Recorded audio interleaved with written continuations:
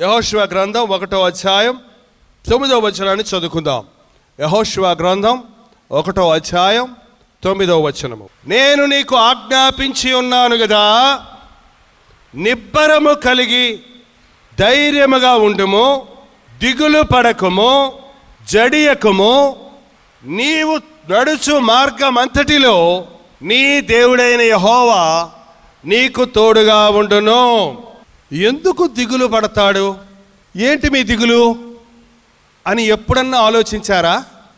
అసలు దిగులు అనే మాటకి అర్థం ఏంటంటే, కలిగిన ఒక బాధను, కలిగిన ఒక నష్టాన్ని, వచ్చిన ఒక కష్టాన్ని కూర్చొని ఆలోచించుకుంటూ ఉంటే అదేమవుద్దన్నమాట, దిగులు అయిపోద్ది.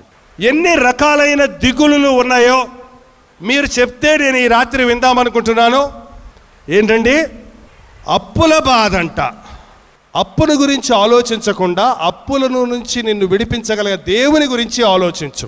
ఒక విషయాన్ని ఆలోచిస్తూ బాధపడుతూ ఉంటే అది దిగులవుతుంది.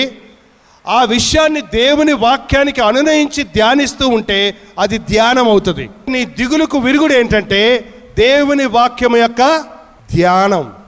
కాబట్టి మీకు దిగులు కలిగినప్పుడు ఆ విషయాన్ని దేవుని సన్నిధిలో ఉంచి ప్రార్థించండి, ధ్యానించండి, వాక్యానికి అనునయించండి. అప్పుడు ఆ దిగులు నుండి మీరు విడుదల పొందుతారు.